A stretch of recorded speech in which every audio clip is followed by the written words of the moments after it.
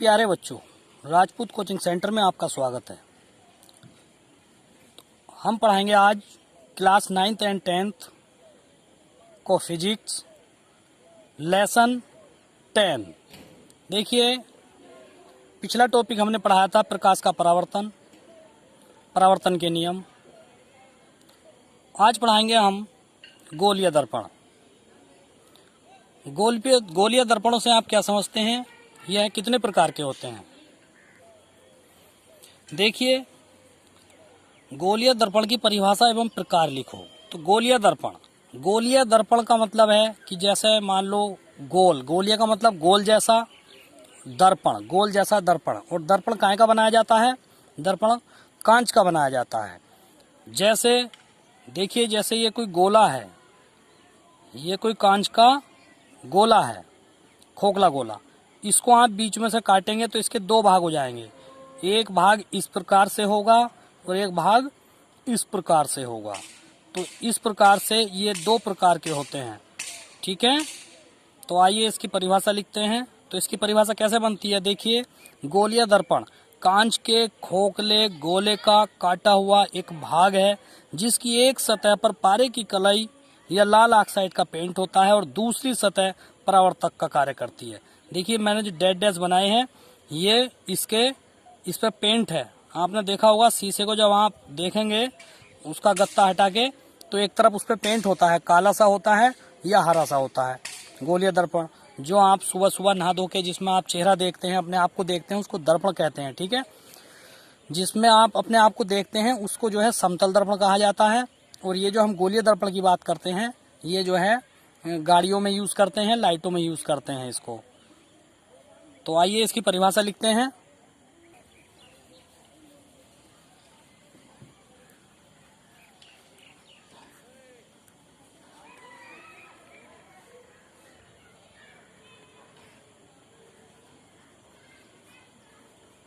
देखिए, गोलीय दर्पण कांच के खोखले गोले का काटा गया एक भाग है जिसकी एक सतह पर पारे की कलई या लाल ऑक्साइड का पेंट होता है।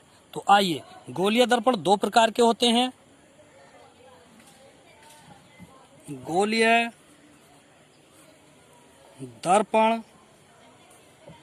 दो प्रकार के होते हैं, दो प्रकार के होते हैं। नंबर एक,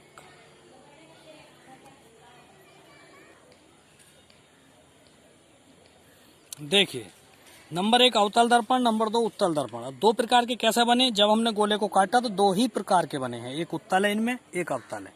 उत्तल का मतलब, अब देखिए, एक उत्तल है और एक अवतल है। अब इनकी परिभाषाएं लिखेंगे। पुनः नंबर एक हेडिंग डालेंगे, अवतल दर्पण। तो अवतल दर्पण किस प्रकार का दर्पण होता है, इसको आप समझेंगे। देखिए, अवतल, अव माने दबना, तो जिसमें परावर्तन दबे हुए तल से होता है उसे अवतल दर्पण कहते हैं, ठीक है।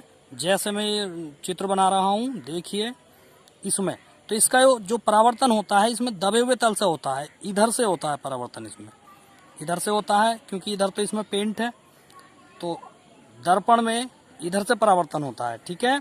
तो जिसमें परावर्तन दबे हुए तल से होता है उसको अवतल दर्पण कहते हैं। आइए परिभाषा, दबे हुए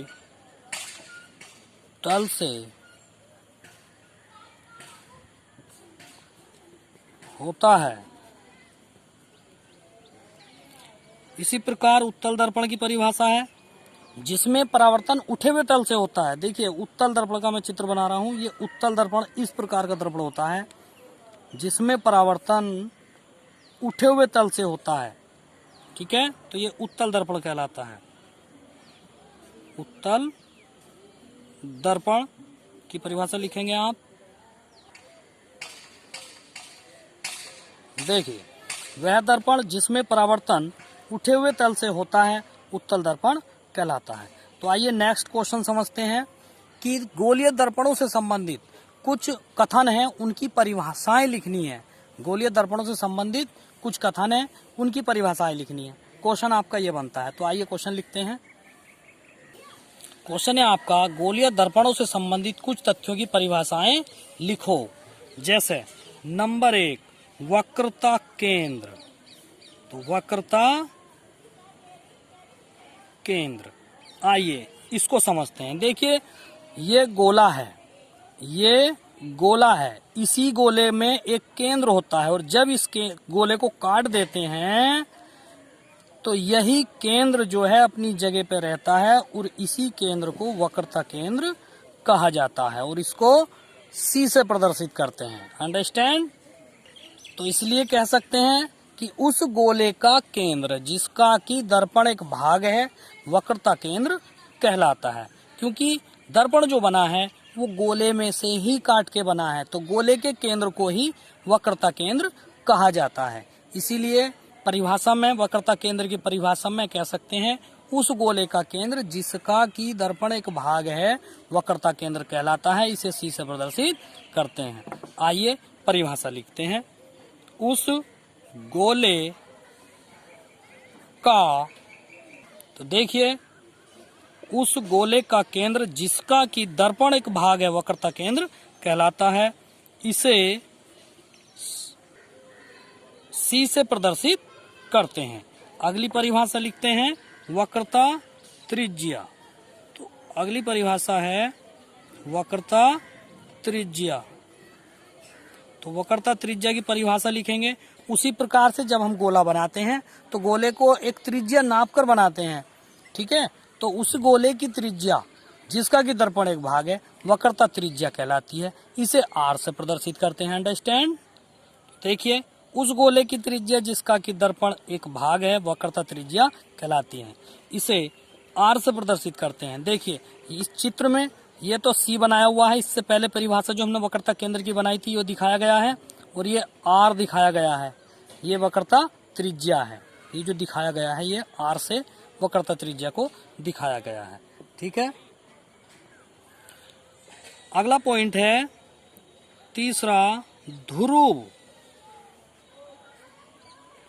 दर्पण का ध्रुव क्या होता है? तो देखिए जैसे हमने ये दर्पण बनाया तो दर्पण के परावर्तक तल का जो मध्य बिंदु होता है इसको ध्रुव कहते हैं और इसे पी से प्रदर्शित करते हैं, ठीक है। तो दर्पण के परावर्तक तल के मध्य बिंदु को ध्रुव कहते हैं और इसे पी से प्रदर्शित करते हैं। आइए इसकी परिभाषा लिख। देखिए दर्पण के परावर्तक तल के मध्य बिंदु को दर्पण का ध्रुव कहते हैं, इसे पी से प्रदर्शित करते हैं। और अगला जो पॉइंट है हमारा ये आएगा मुख्य अक्ष।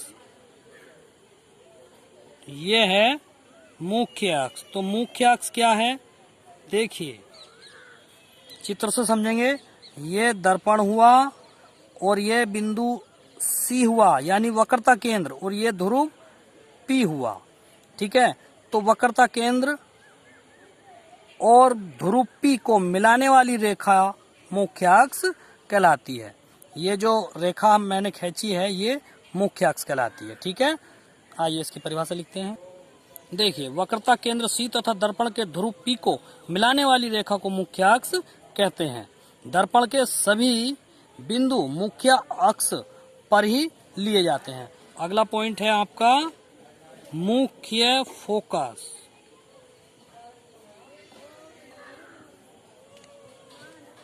देखिए मुख्य फोकस में क्या है?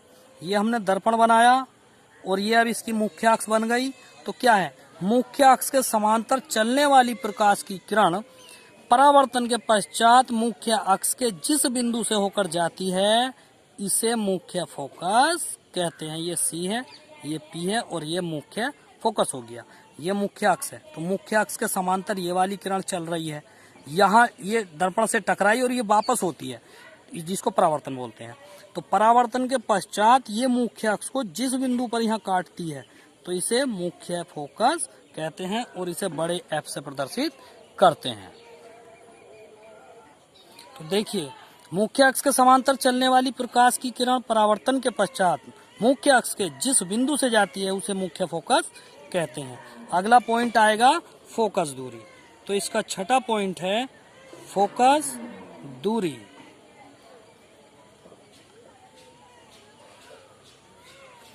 इसे हम कल पढ़ाएंगे, तो कल इसी समय। धन्यवाद।